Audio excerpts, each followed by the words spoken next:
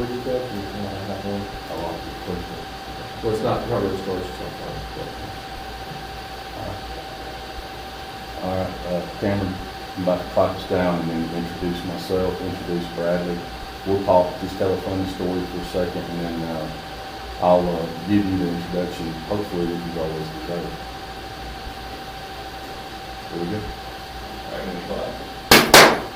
All right, ready, in 1, 2, 3. Insurance agents from around the world, welcome to the Insurance Guys podcast, powered by Glovebox. God, I love Glovebox. My name is Scott Howell, your fearless host and leader, insurance agency owner and insurance evangelist for I Protect Insurance and Financial Services, based out of Huntsville, Alabama. And before we get started on today's episode, please help me welcome. He is a 6'3" sophomore from Mobile, Alabama. Parade first team All-American, Rivals 5-star recruit. He is a fantastic insurance agent and my friend. Ladies and gentlemen, please put your hands together and welcome the incomparable Mr. Bradley Flowers. How are you, Bradley? Great, Scott. How are you? Best I have ever been. This is it, Bradley. Last podcast of the day. 2-day extravaganza in Mobile. I'm about to get in my vehicle and drive halfway across the world back to Huntsville, Alabama. Basically. And I'll probably be home tonight around 10, but that's okay. Hey, I've done a lot worse in my life, I can promise you. Hey, I have had days, I have had times in my life when I was a single man, I'd have driven 5 hours to go see a girl in a heartbeat and been wide awake trying to get there. Bradley, you had a story to tell today. Just something kind of funny that just happened. So, you know, they say that you're the sum of the 5 people you hang around with. Sure. And, you know, show me your friends, all those quotes. Show me your friends, I'll show you your future, all that kind of stuff. And I had been guilty in the past of having friends that were not necessarily, not bad, but just not very ambitious, that sort of thing. Not one of the 5 you'd probably... Right. Yeah. So I have 2 buddies here. This is how you know you have the right friends. So I have 2 buddies that just bought a plane together. Okay. I'm not involved, but these 2 buddies bought a plane.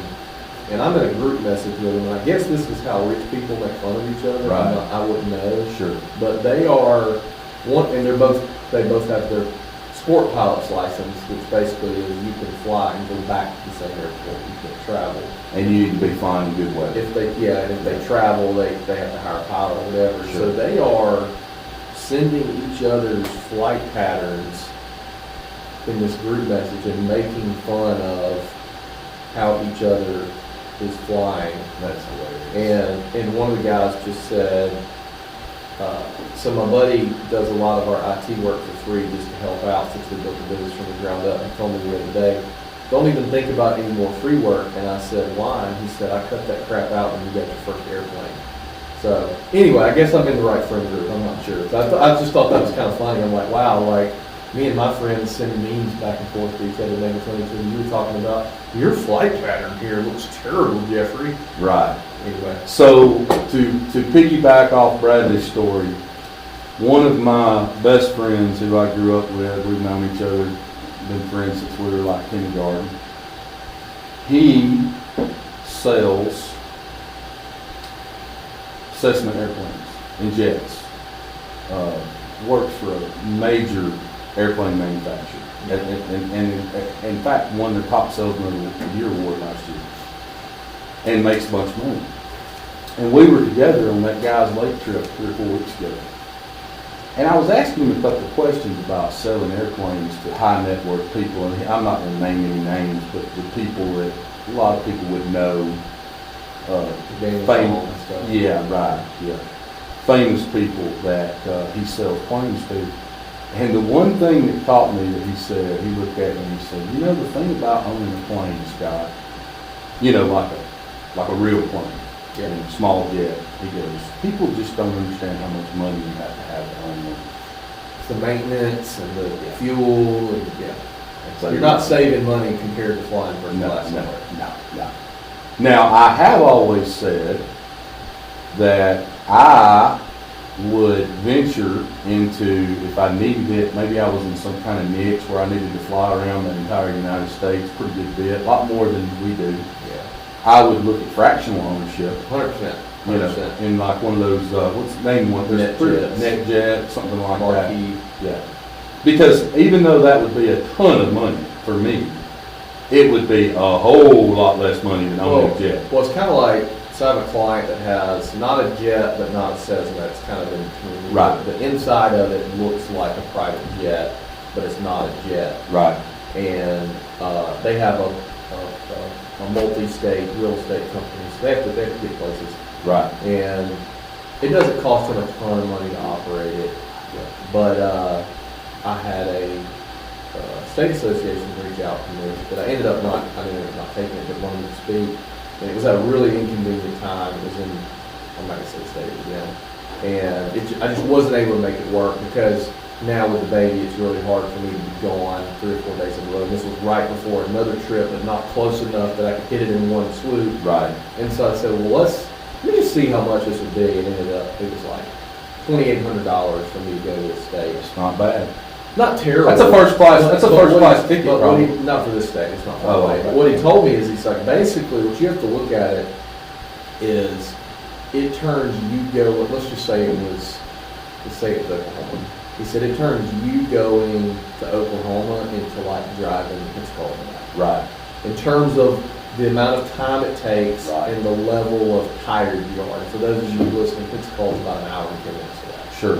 So I was like, well, that's real interesting. If you're a CEO of a big company and you can afford to piss Yeah. away a little bit of money, to, you know, I get it. I get it. But you're not going to save money compared to buying a first class flight. But you're going to save time.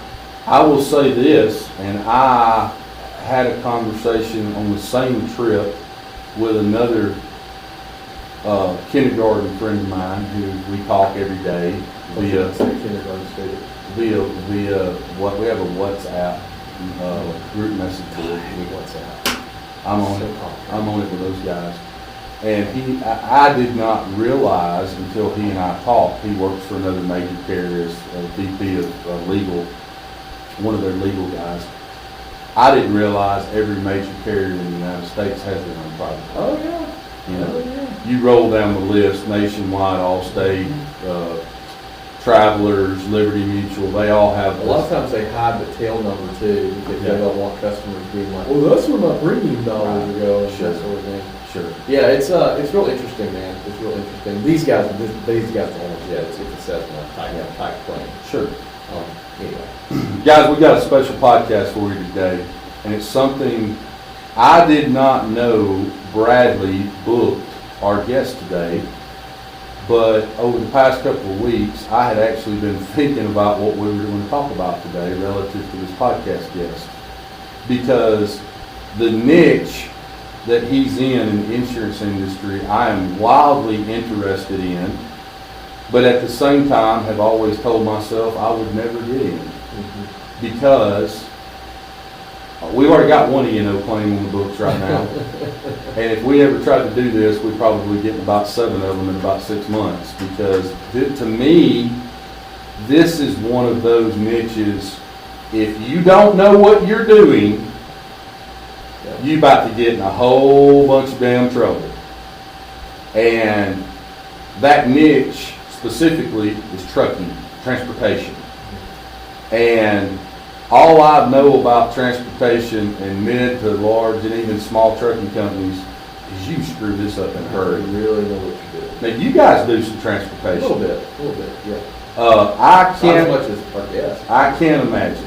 But I want to bring him on so we can talk about all this. Guys, our mission on this podcast every week is to do one thing. Help you guys move the ball one step forward to the end zone. So that you can live the life that you deserve to live, that you can have the freedom. I'll just go ahead and say it. I'm not embarrassed to say it.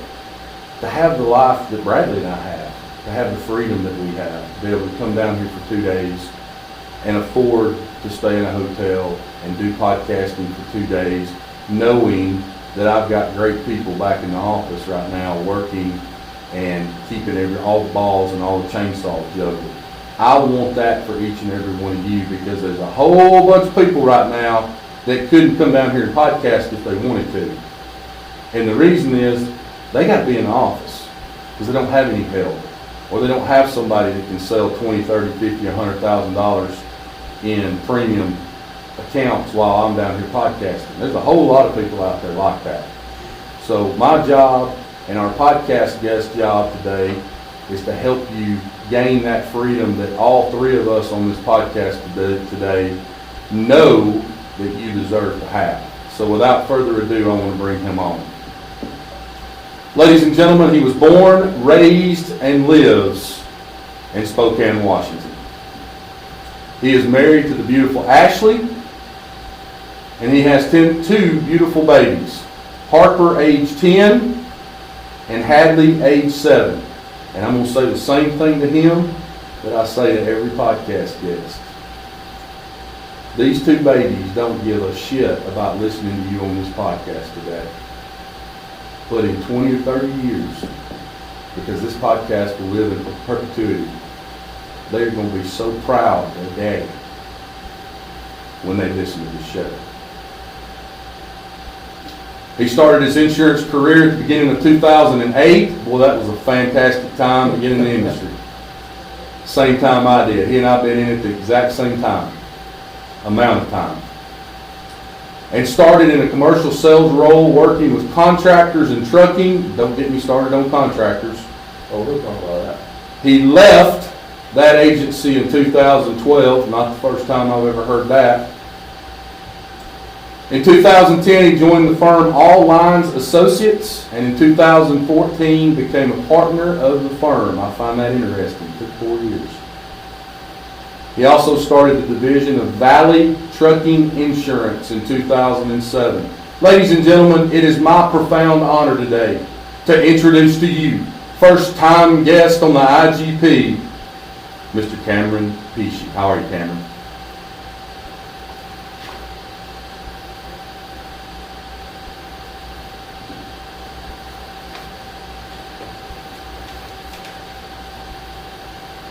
Oh. You started in contractors in 2008?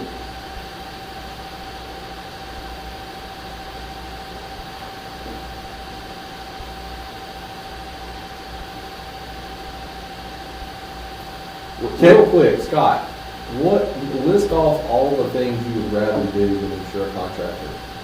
I would rather be captured as a Ukrainian soldier and put into some type of prison camp in Russia, up in Siberia, breaking big rocks into little rocks and eating fish heads for dinner every night.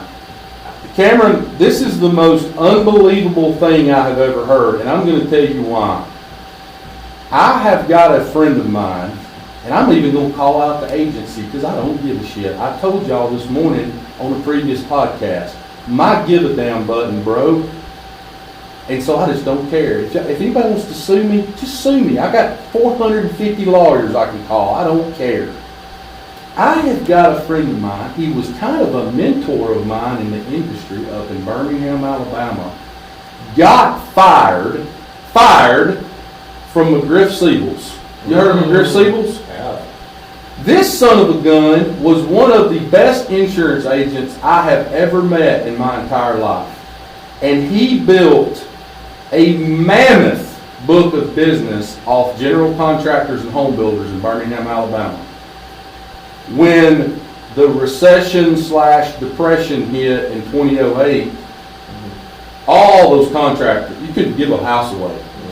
All of his clients went out of business, filed for bankruptcy.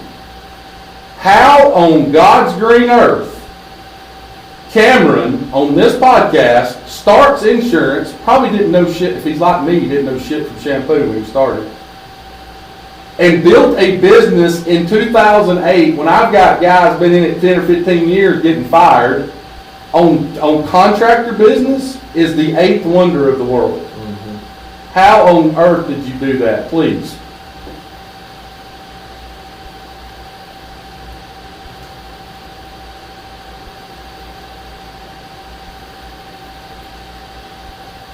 Mm.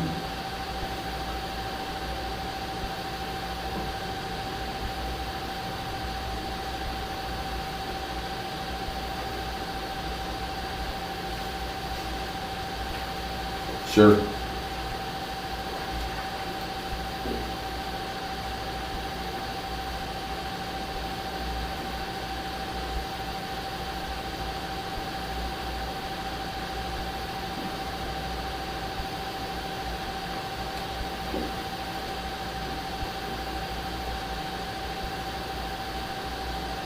Right.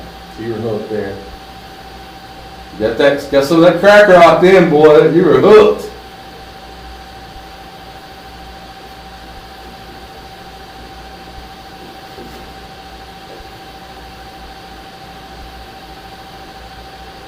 Right.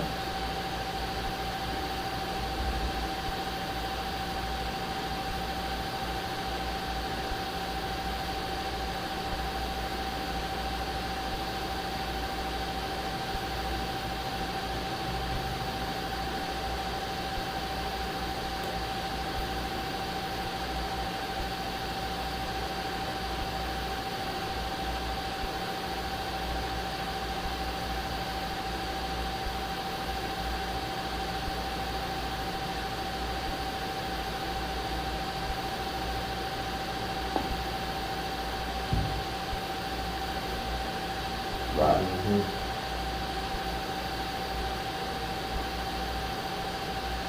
Right. And I appreciate you saying that, Cameron. Hey, you and I started the same year. What month did you start in 08?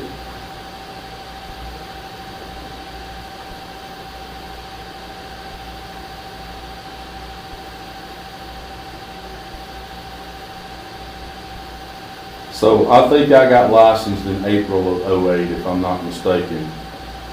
You do, you're old timer, old head. I'm gonna say this.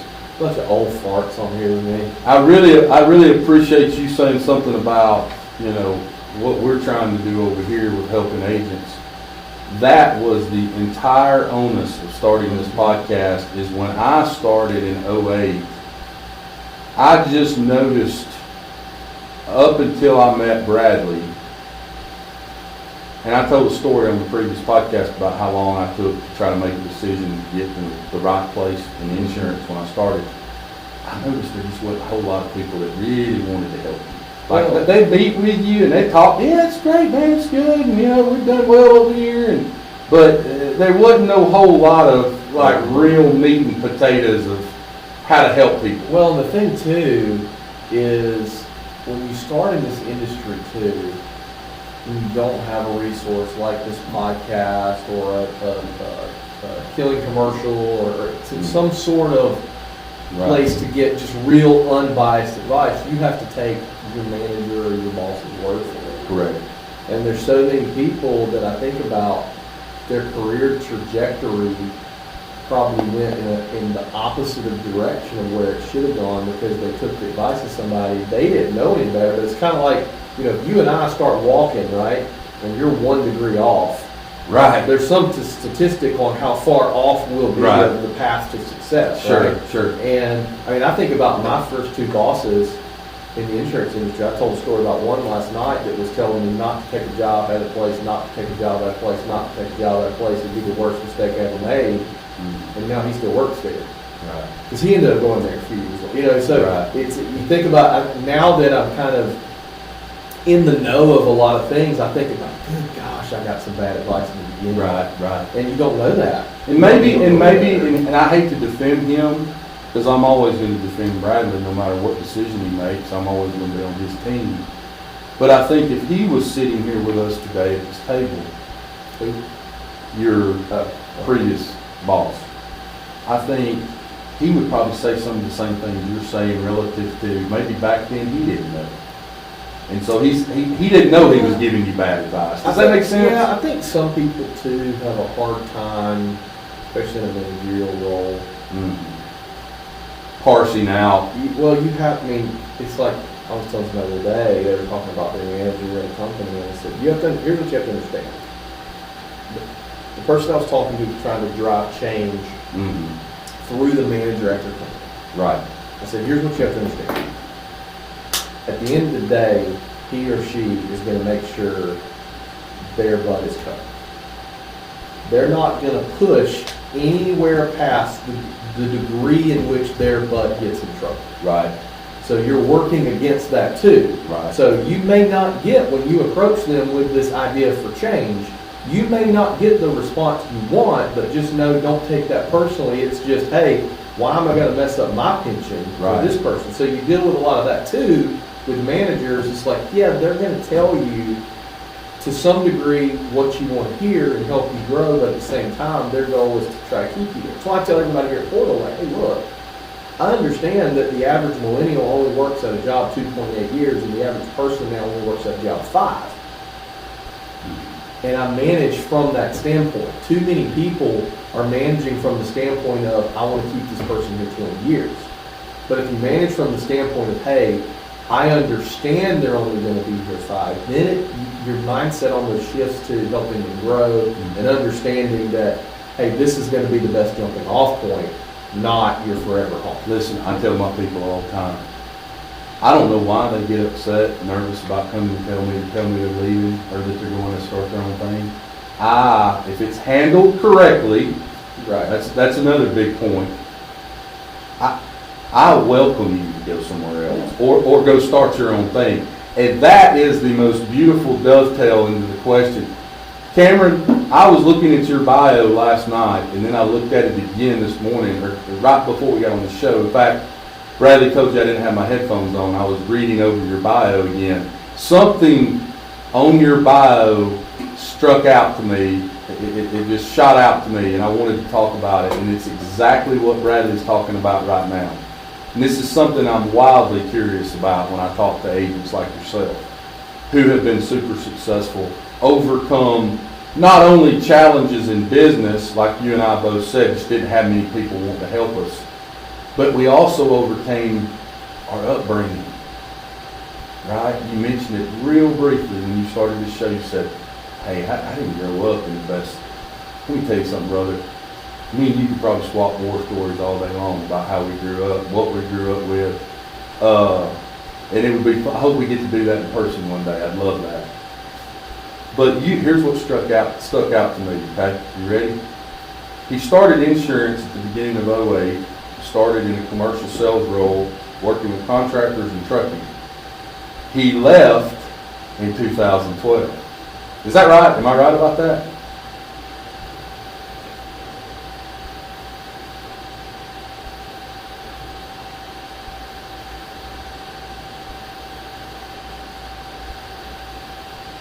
Here's what I'm wild. Here's the story I want to hear.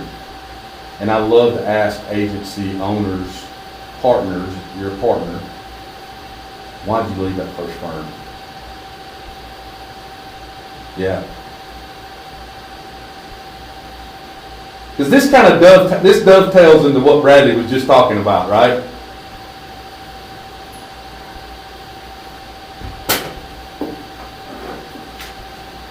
Sure.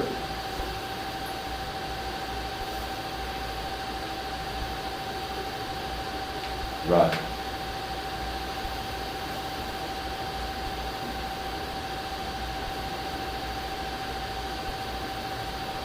Y'all were hustlers. Y'all were hustlers.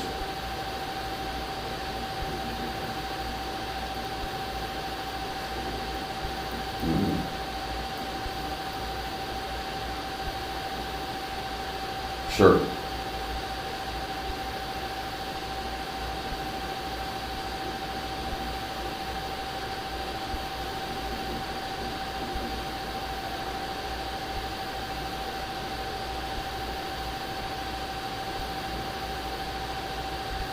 Right.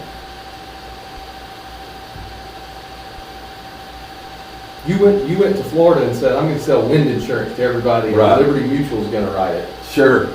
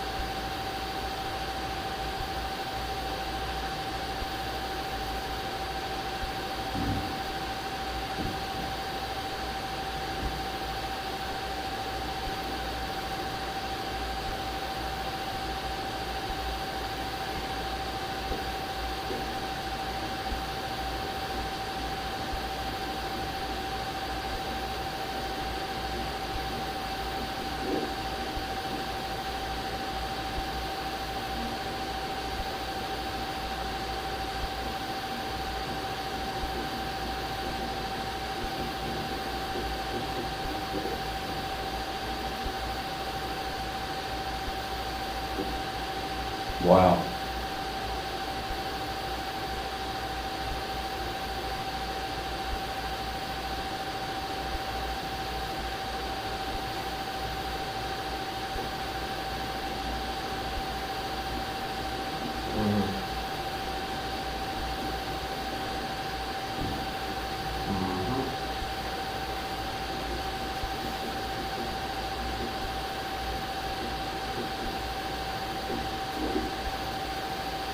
Right.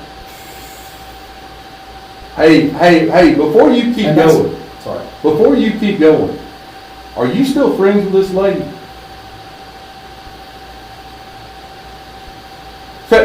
Give her a shout out.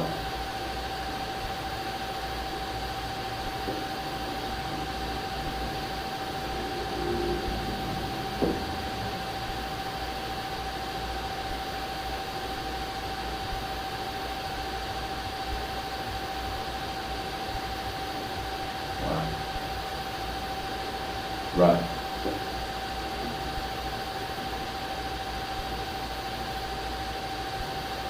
But it's why I say too, Cameron, and I've been harping on this a lot lately. There are a lot of agency owners, small agencies. A lot of times they're an owner, they're their own employee. That would be phenomenal number twos at an agency. And I want to get your take on this. If you're starting your own agency, for anything other than you want to run the show and you want to run the business, is probably the wrong reason. If you're starting your own agency because you want to sell more, that's the wrong, and make more money. That's the wrong, because running an agency is not selling insurance. Now, there's a lot of people who run agencies who sell insurance, but they're in fact not running their agency. Well, they kind of have to, because when you start, you kind of have to. You have to when you start. You have to when you start, but what you just described, which is, as Scott would say, bore the spots off a Dalmatian, reconciling commissions, running P&Ls, ordering supplies, that's running an agency. Right. That's the kind of stuff you have to do. That's the kind of stuff you're going to do, not sell more insurance. If you want to sell a bunch of insurance, find an agency that's set up for sales and set up for salespeople and go to work there. You will make more money there, long-term and short-term, and be more successful than you will starting an agency. Now, the other side of that, Cameron, I want you to speak to this. It's something that Bradley and I are kind of both dealing with right now. Each one of us has a rock star producer. Okay? Rock star. Clinton Orr makes more money every year than I do. I was in Jamaica doing my bathing suit photo shoot for Banana Boat last week, 2 weeks ago. Congrats on doing that again. No problem, 1.75 million, and unavailable for anybody else that needs a sponsor. Needs a great actor. Hey, got an email, had internet connection in Jamaica. I got an email to my bookkeeper with commissions for the previous month. So we're in August, so this was commissions for July. Clinton Orr on that list. Now I'm in Jamaica. $30,000 in commissions. That's solid. That's almost in 1 month what a damn school teacher makes in a whole year. But the problem that Bradley and I are both faced with, we both have producers, and I hate to tell Bradley's business, but I talked to her after you left last night. They both have been on that hamster wheel of sales for years, 10 plus years. And they both want to see a light at the end of that tunnel that does not include them working 60 hours a week and writing the same kind of accounts, because the problem with having rock star producers in a niche, and Cameron, I want you to speak to this a little bit because you probably feel this a little bit, maybe even yourself. After you've written 675, and maybe not that many, 250 trucking accounts, or 570 property investor accounts, it's a little bit like playing the same damn video game 700 times. Yeah. It gets kind of boring. Now, granted, money's good. A lot of agents listening to this right now wish they'd gotten a $30,000 paycheck last month. I know you got to take taxes out and all that shit, but guess what? If you were an agency owner, that 30,000 you'd have to pay expenses with it. It would have been nothing. right, correct. As well, yeah. So speak to that a little bit, Cam. What do we do about that? I don't even know what I do about that. That's hard. That's tough.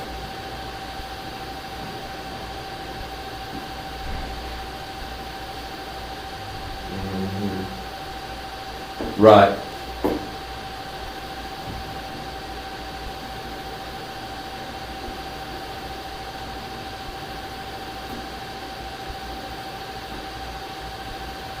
Right.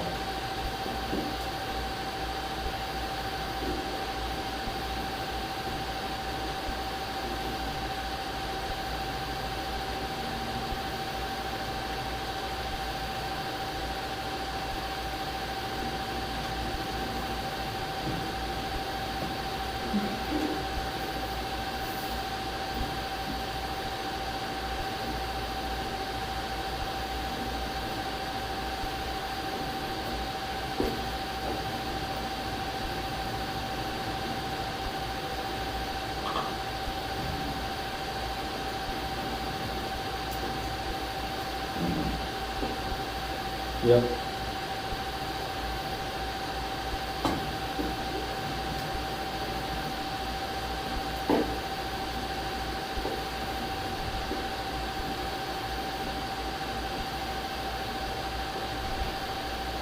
Right.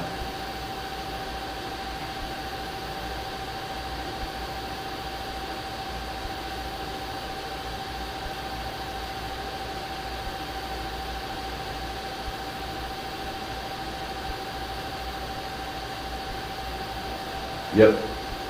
Yep. Right.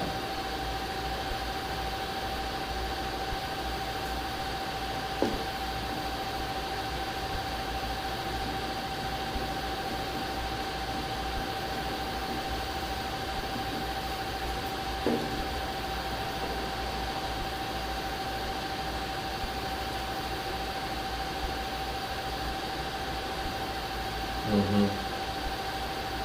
Right.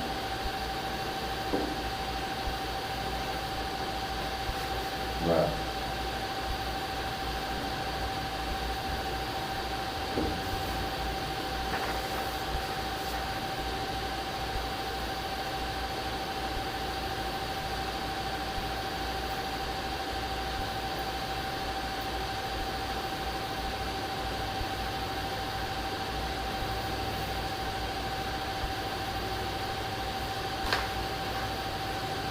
You can cuss. Go ahead. Please.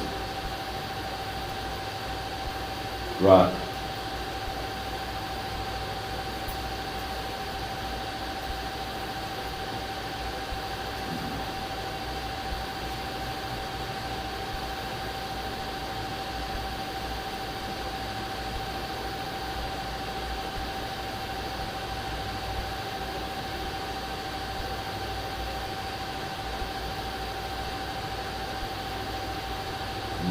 Help them build their brand. Yeah.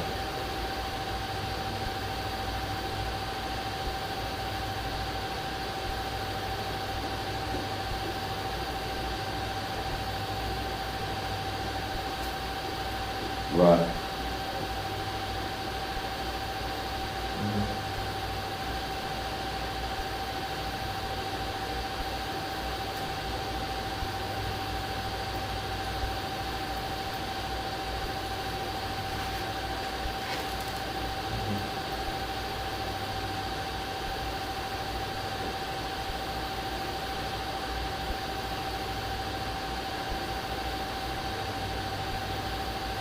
Right. That's it. Right.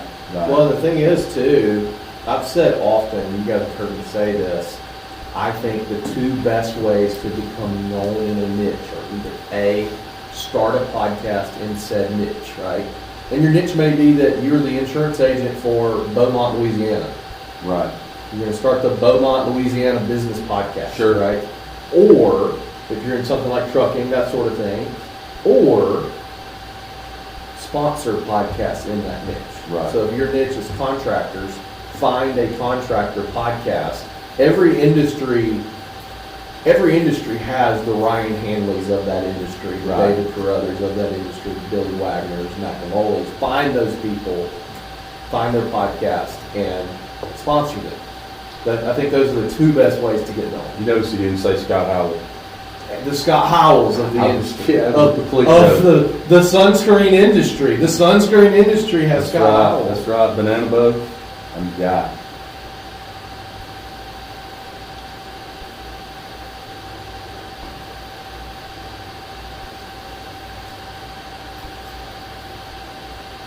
Right.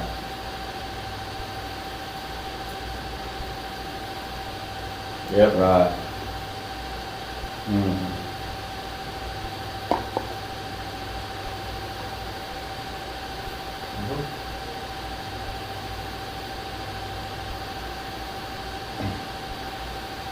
Mhm. Yeah.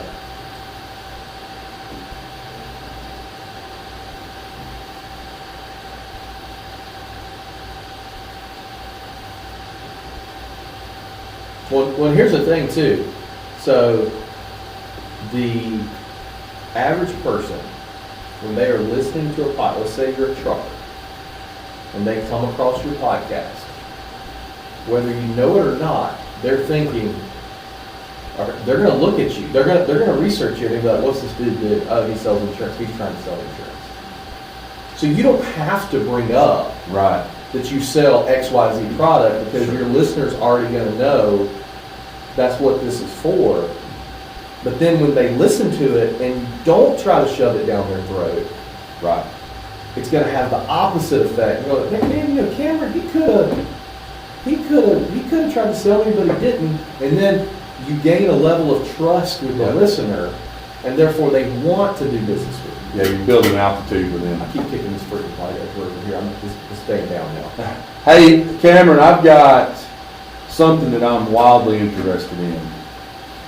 Bradley knows more than anybody because I will call him screaming and yelling about how contractors are nothing but liars, thieves, and crooks. Everyone that I've ever tried to write, we ended up having problems with, or they get an audit and they're not going to pay it because blah, blah, blah. And then the other niche that you write in, or that your people write in, is the trucking business. Did you just say, man, I just really hate myself. I want to hate myself more. Right, I wanna- contracting, trucking. So, and the trucking business, they're constantly changing drivers, they're constantly changing out trucks. To me, it's like a living, breathing E&O claim. Because if you're not keeping up with all that, Cameron, I'm sorry, we bought a brand new 2022 Kenworth 3 months ago and we forgot to call you and put it on our policy. We wrecked it. Is that covered? How on God's green earth do you deal with the service side of contractors and trucking business? I'm wildly interested in that.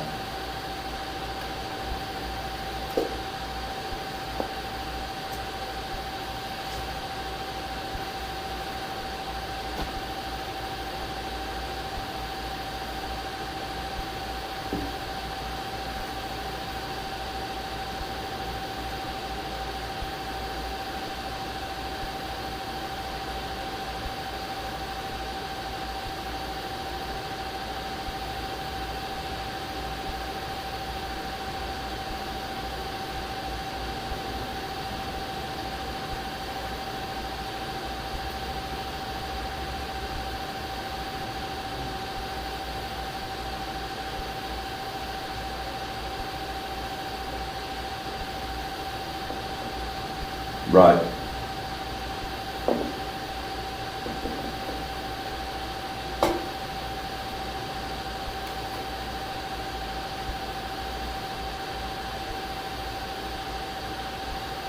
Right.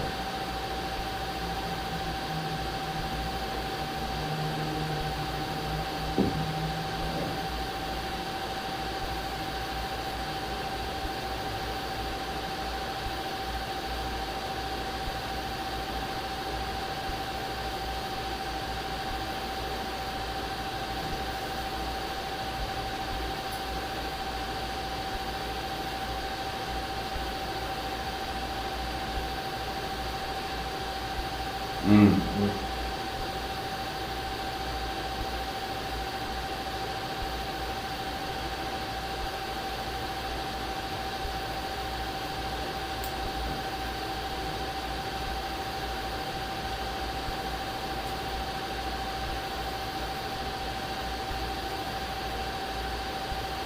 Yep.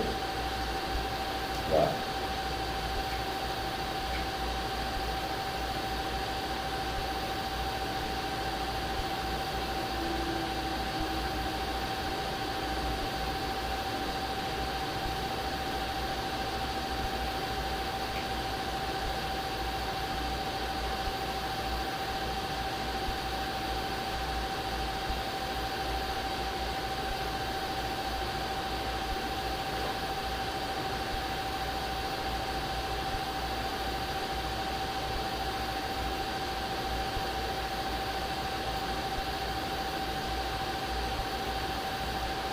Right.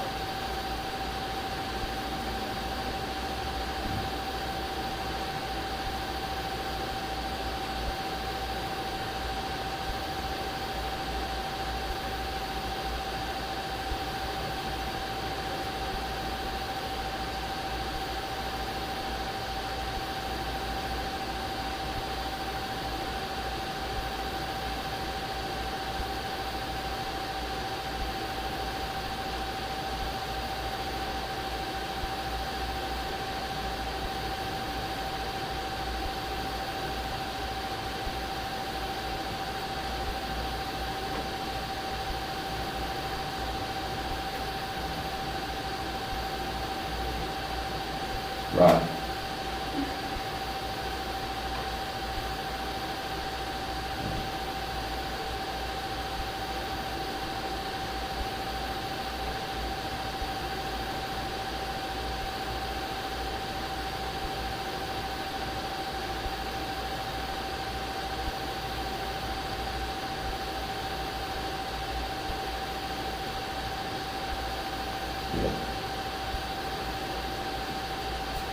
And I don't think there's anything wrong with an owner selling as long as the owner wants to sell. You just can't rely on that, you know?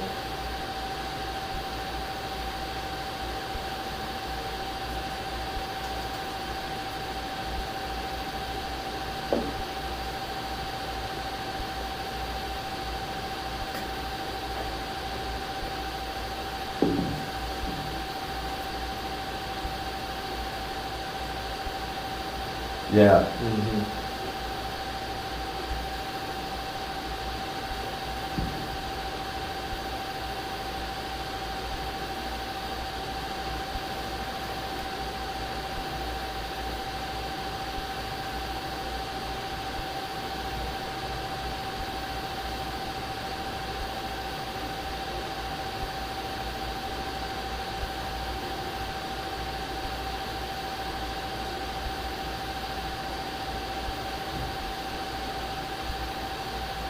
Hey Cameron, you threw out an acronym earlier I want to talk a little bit about.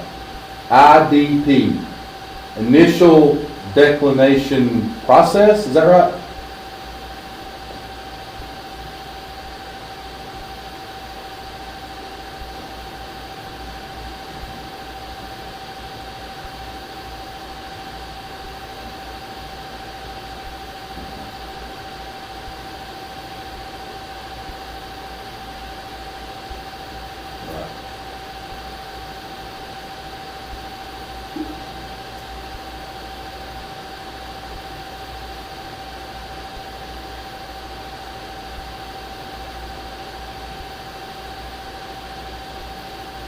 Right. How do you turn down a prospect you don't want? I've been having this conversation in my agency.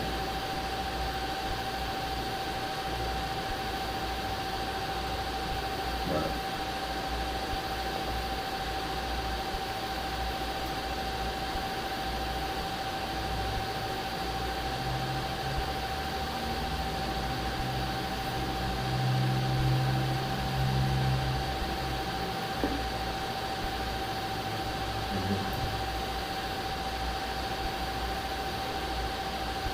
I love that.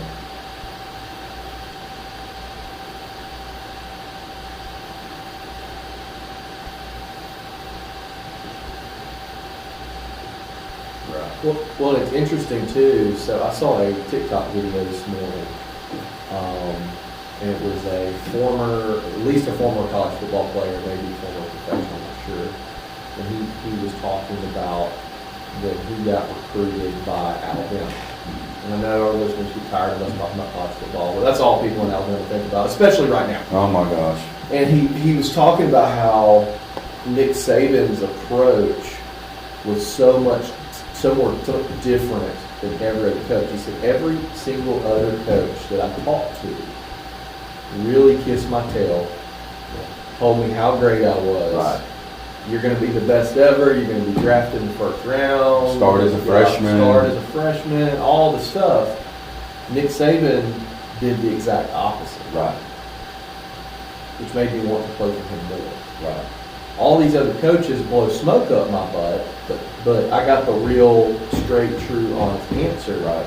And my brain automatically went to insurance and how, you know. So I think agents are guilty of this sometimes, and I know I'm guilty of it sometimes. The prospect calling, and we're so excited, or we call them, and we're so excited they're willing to talk to us, that we look like a little puppy dog trying to, Right. you know what I mean? It's like, Yep. oh yeah, we bend over backwards to do everything, when what we should do is take the Nick Saban approach, give them the real, honest, true answer, make it seem like it's a privilege to do business with us because Right. it is, Right. and control the rules of the game, set the rules of the game, not the other way around, because that's how you end up getting practice quoting, right, Cameron? And we had a prospect a few weeks ago that it was the third or fourth time he's reached out to us. Every single time he does not want to play by our rules. Right. And I'm not bragging on myself, but this one worked out pretty well. And I said, look, here's the thing, like, we're going to need all the information up front, da-da-da-da-da. Okay, sure, perfect.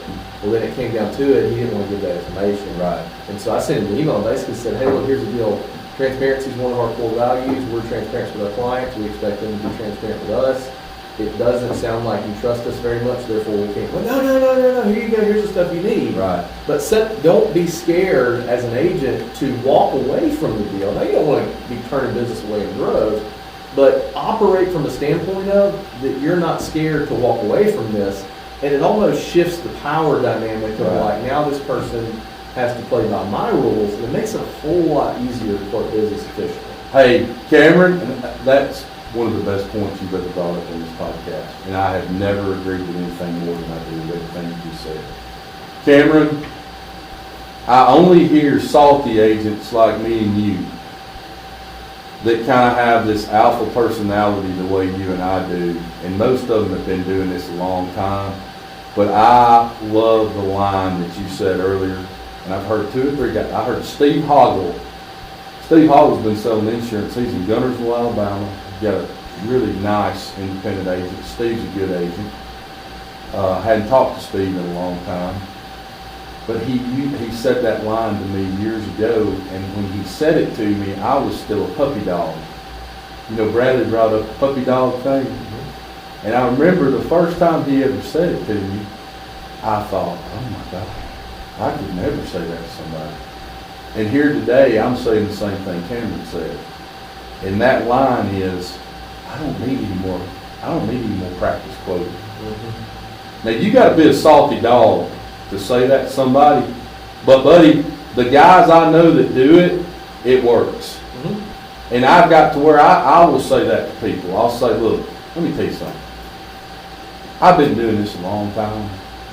And my people have all, we totaled up the other day. I think my agents in my agency have something like 82 years of experience. 82 years. Ain't none of us need any more practice quoting. And I love that line. I guess my final question for you today, and it's something that's been on my heart, and it's something that's been on my mind, and it's something I've been hearing insurance agents talk about since I started in 2008. The line is, Cameron, how do we, as independent agents in separate agencies, 3 of us sitting here today, you hear agents at these conferences and podcasts and things talk all the time about differentiating yourself. You mentioned it just a second ago. Something I've been thinking a lot about. And you always talk about, well, everybody talks about customer service. I mean, that's kind of the one thing. We're different because we're customer. We get outstanding customer service. We give outstanding, that's the pat answer. How do you think we as an agency at I Protect Insurance, not knowing context of who I have or what I have, but just every agency listening to this right now, how can you truly sit down, clear eyes, full heart, and decide what are we different? How are we different? I've been thinking a lot about this lately. How are we really different? Like truly, how are we different? What are your thoughts on that, Cameron? And I know I'm getting deep. I'm getting philosophical here. But I hear this shit all the time. You got a different. Here's the pad line. Every freaking insurance agent in America does it. That's the quote unquote thought leaders. You got to differentiate yourself. Okay, son of a bitch, how do I do that? How do I differentiate myself? Right.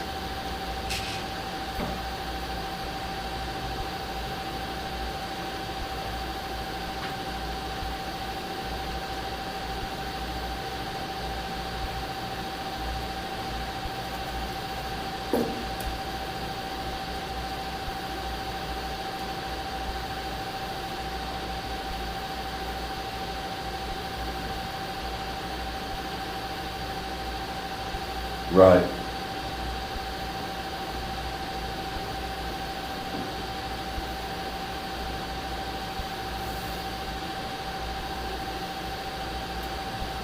Oh man. Yeah, we'd screw it up. Yeah, we'd screw it up 7 ways to Sunday, but we could.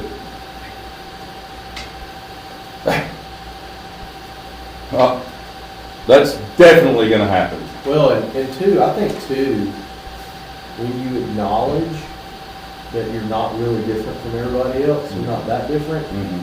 then You're different. Then you can really find the ways you are different. You know, Say that again. when you acknowledge that you're really not that different from everybody else, Right. it makes it clearer to see how you are different. So let me give you an example, Cameron. And I was hanging on every word you just said. Truly, I was. But at the same time, this other side of my little small raccoon brain was thinking to myself, how is I Protect Insurance different? Truly, like really, like no bullshit, no, oh, we're customers looking for, whatever. And the first thing that I thought of was, I have an entire stable of attorneys on my phone that I can say, and I do it all the time, hey, you're not happy with how a claim's going, and I can't get anything done with it, and you just feel like you are being just so mistreated, Here you go. I can give you 3 attorneys right now. In fact, sometimes I'll have them call my dad. I've had him call my dad. You know what? Talk to my dad and see what he says. He's only been suing insurance companies for 37 years, so he might know what he's talking about. That's one. Because most insurance agencies don't have that. Yeah. And they don't have that, kind of what Bradley just said, the balls, if you will, to tell a customer, you know what, if you're not happy, don't worry about TV attorneys. I got about 4 right here on my phone I'll send you. That's number 1. And then I start thinking about the podcast. This is while Cameron was talking just a minute ago, and I thought, you and I specifically have, and I'm going to sound bougie or whatever right now, we have contacts in the insurance industry that ain't many people got.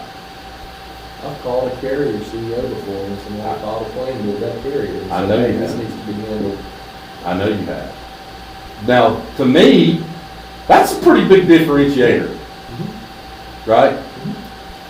I'm going to think some more on that. Yeah. But That'd be a good team exercise too. yeah, it would. Yeah, it would. Just make sure you're the last one to speak. Hear everybody, make everybody go first. Right. Cameron, See how many, take a tally of how many customer services you get. let me tell you what I love about this man on this podcast right now. I'm gonna meet this guy one day. You Spokane, Washington, is that where you are? I may come visit you. Let me tell you what I know about him. And he's not said much about it. This guy's a hustler. Yep. It wouldn't matter if he was selling insurance, air conditioners, vending machine business. He's street smart and he's gonna figure it out. You still got that vending machine business, or did y'all let that go? Okay. Right. Now I understand. Selling Snickers bars, Hey, a Cameron, little, make a little bit less money than you do like trucking. I want to know one more question, and then we're gonna get off this podcast. I'm gonna drive 732 hours home tonight, and I'm gonna be thinking about you while I'm driving home. Some, not the whole time. Tell me your 10-year plan, 5-year, 10-year plan. You gonna keep building it till one day it's time to sell and take the chips off the table, or what?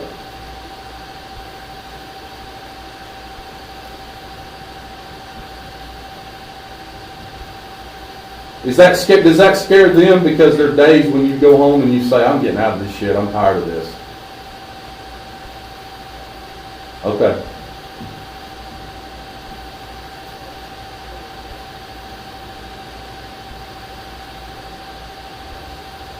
Right.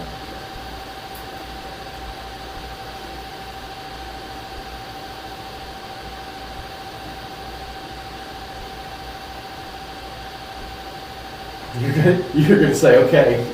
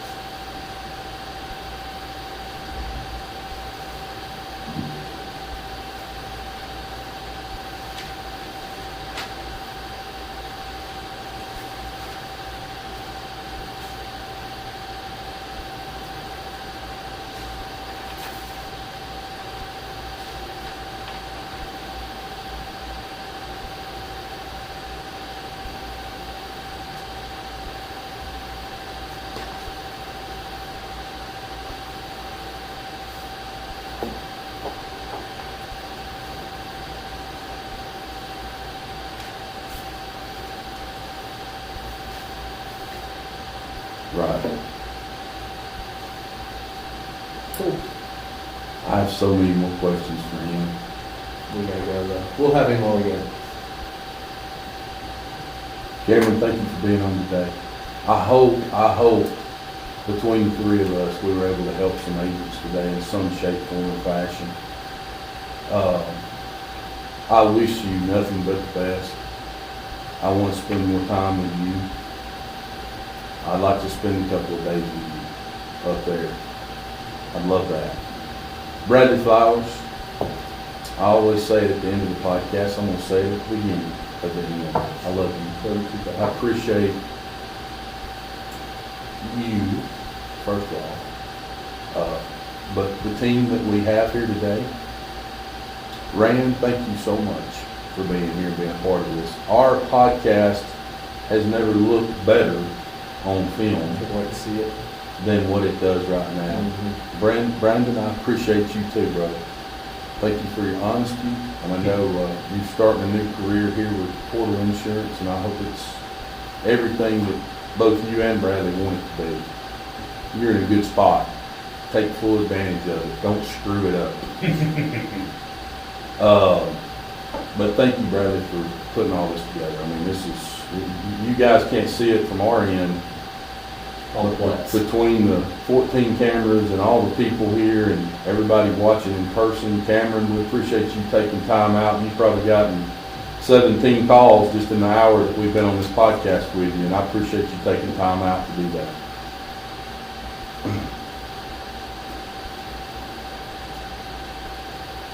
Keep hustling, brother. And hey, let me tell you something I know about you. You ain't gonna quit. You've been doing it your whole life. Guys, you are listening to the Insurance Guys podcast. Thank you so much for being a part of our family. Go out there today, hustle, make money for your family, for your wife, for your kids' college fund, for your parents that are struggling out there. Give them the life that Cameron and I did not have growing up. We can get into that one day if you want to. Give them that life. It's something I'm very proud of. My son's gotten so much more than I ever had growing up. And hopefully one day, not today because he didn't give a shit, but one day maybe he'll be appreciative of that. I don't know. But we love you guys. Thank you so much for being a part of our family. And as I always end, we'll see you back real soon. Take care. Great job, Cameron. First time I've ever ended that podcast that way. I've never done that before. See you, brother. Hey, we love you. Be good. I'll be in touch. Hey, Cameron.